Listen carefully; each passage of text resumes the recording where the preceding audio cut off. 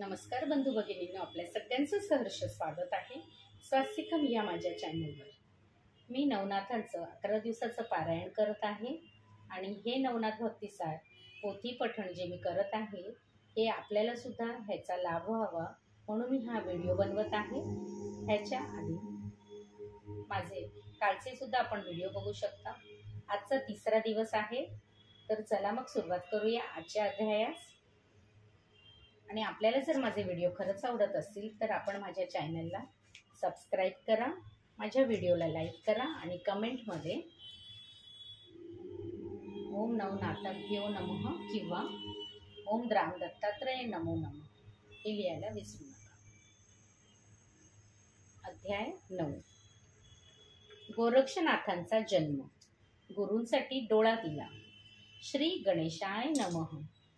अयोध्येतून निघालेल्या मच्छिंद्रनाथ पुढे मथुरा, अवंती, काशी, काश्मीर, मिथिला, प्रयाग, गया आदी क्षेत्रांच्या यात्रा करत पुन्हा एकदा बंगाल देशातील चंद्रगिरी गावात गेले। तेथे त्यांना आपण यापूर्वी सर्वदयाळ ब्राह्मणाच्या सरस्वती नामक पत्नीला पुत्रप्राप्तीसाठी दिव्य विभूती येथेच दिली आहे याची आठवण झाली आणि आता तो मुलगा कसा असेल ते पाहावे या उद्देशाने त्या ब्राह्मणाच्या घरी गेले।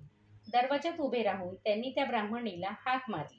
ती ऐकून सरस्वती बाहेर आली आणि अंगणात एक जती उभे आहेत हे पाहून त्यांना भिक्षा घालू लागली। तिने त्यांना ओळखले नाही म्हणून त्यांच्या मनात संभ्रम निर्माण झाला। त्यांनी तिला तिचे नाव, तिच्या पतीचे नाव, जात आदी प्रश्न विचारून आपण विभूती दिलेली स्त्री हीच आहे याची खात्री करून घेतली।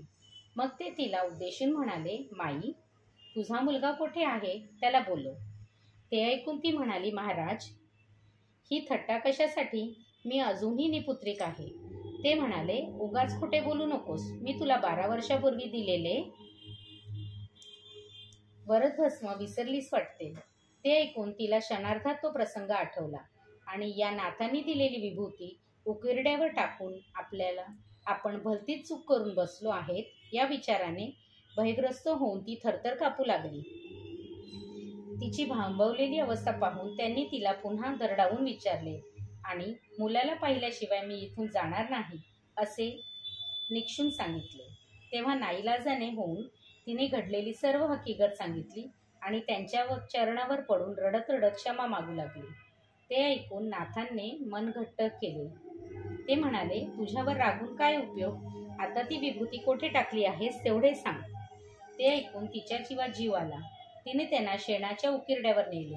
12 वर्षामध्ये त्या ठिकाणी कचऱ्याचा ढीग झाला होता।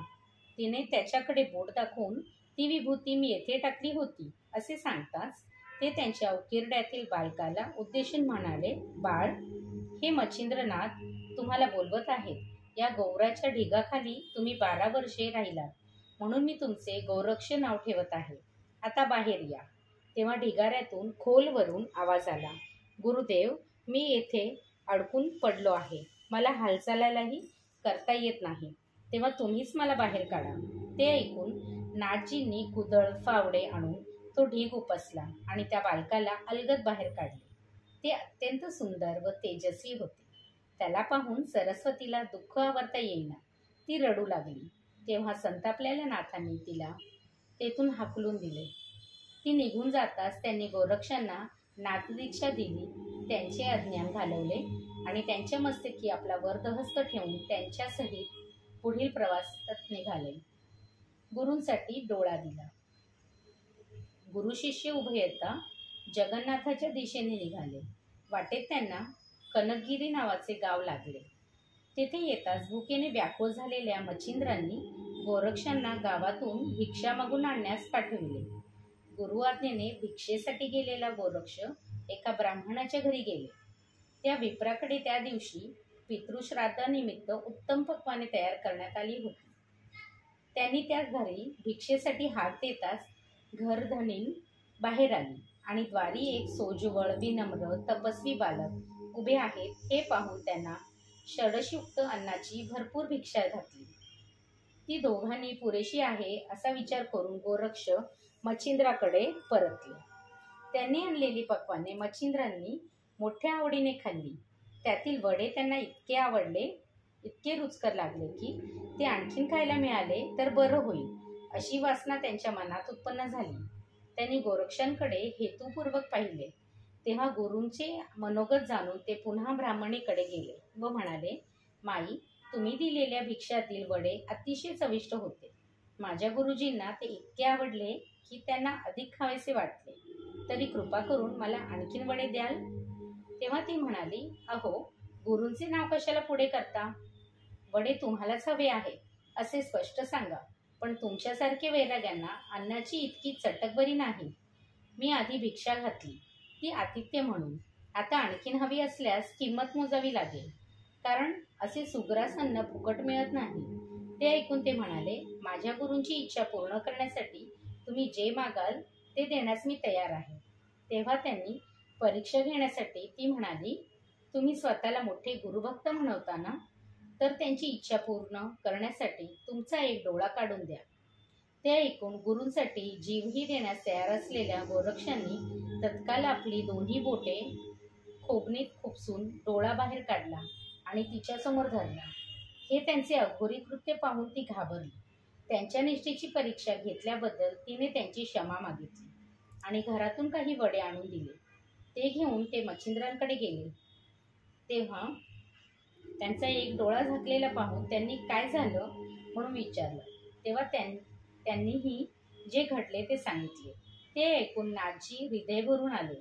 त्यांनी संजीवनी मंत्र म्हणून त्यांचा डोळा पुन्हा खोबणीत बसवला. त्यामुळे त्यांना पुन्हा दृष्टी आली. त्यावेळी त्यांच्या सेवेत संतुष्ट झालेल्या नाथांनी त्याच गावी महिनाभर मुक्काम करून दत्तप्रभूंची दिलेली सर्व विद्या त्यांना शिकवली.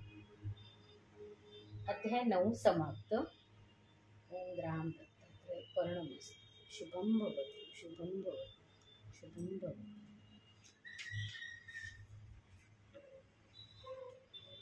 या 9व्या अध्यायामध्ये जे वडे मच्छिंद्रनाथांना आवडले होते तेच वडे आपण ज्या दिवशी आपल्या पारायणाचा शेवटचा दिवस असतो त्या दिवशी ते वडे नक्कीच करावे लागतात असं या पुस्तकात लिहिलेलं आहे.